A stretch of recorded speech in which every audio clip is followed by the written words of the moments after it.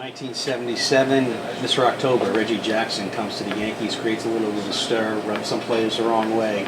But before Reggie's 3 home runs against the Dodgers in Game 6, there was Game 4 against the Kansas City Royals. You guys were down 2-1, and you come in the game, pitch 5 1/3 scoreless innings as you guys beat the Royals 6-4. Talk about being a relief pitcher coming in and throwing that many innings, something you'd never seen today.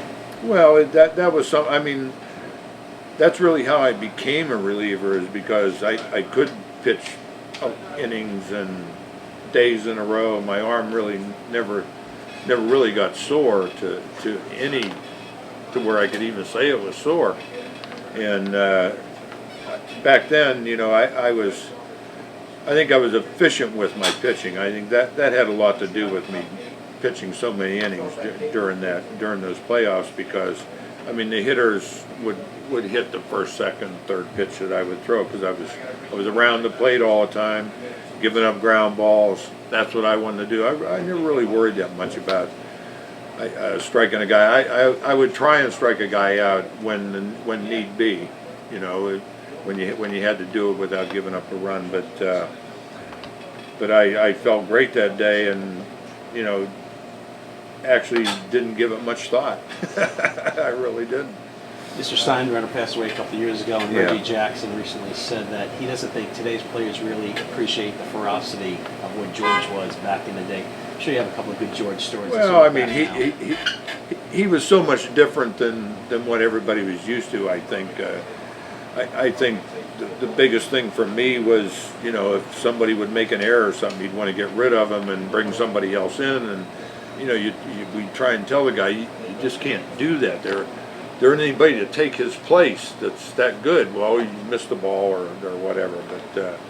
But I thought he was a very generous man. He did a lot of good things for baseball. I mean, the one story that I can tell is the first year that he took over the team, we opened up with the Red Sox in Yankee Stadium.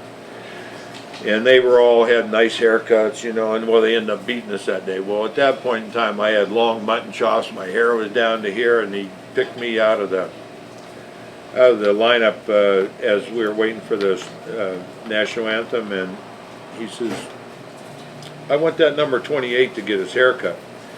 And Ralph Houck told me that he told George that I really can't do that, because this guy's so weird, he thinks he's Samson.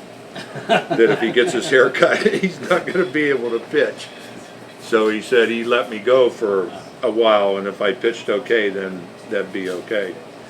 But about a week after that, he had, 3 or 4 dozen balls in the clubhouse to get signed, and he only knew me as number 28. So I signed 28 on all those balls. So I got a little bit of trouble for that, but overall, I mean, George was great. I never really, I had a lot of press with him, but that was only because I would hold out every year to go to spring training. But there were never any bad blood or anything like that. And when I wrote the Bronx Zoo, he was mad at me because he actually thought it was a Boughton type book, but all I said was, if you read it, it's not that type of book, and maybe you'll change your mind. So I don't know, 15, 20 years ago, whatever it was, at an old timers game, he came over and gave me a hug and said, "Okay." Now, I don't know if he ever read the book or not, but... Amazing thing about Steinberg, though, he had a problem with somebody years later. Oh, there was always some that was one of the things I like about him. You could have a knockdown drag out with him, and the next day, it was fine.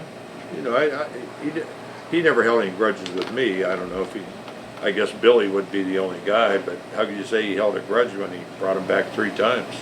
You talk about your book. In that 1978 season, the Yankees come back 14 games down, the 1-game playoff with the Red Sox. That's the year you wrote your book.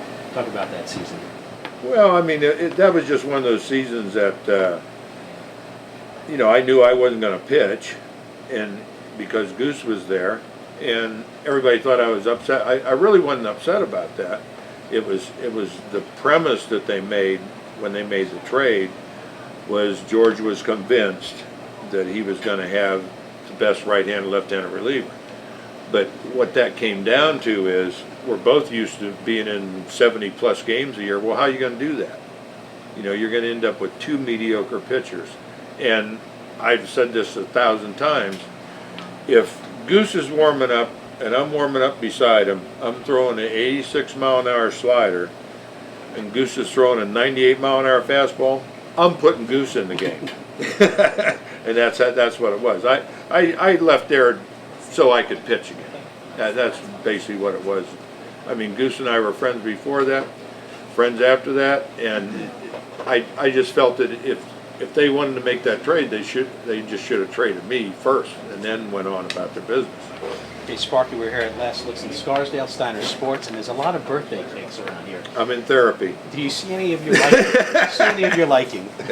Well, I do, but as I say, I've been in therapy now, and I'm just not allowed to eat cake anymore. That's all.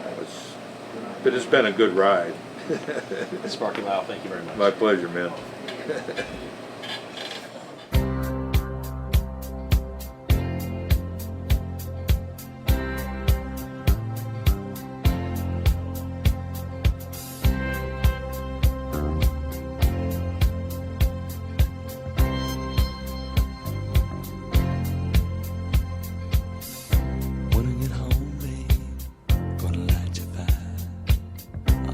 I've been thinking about you, baby, my one desire. Gonna wrap my arms around you, hold you close to me. Oh, baby, I wanna taste your lips, I wanna be a fantasy, yeah.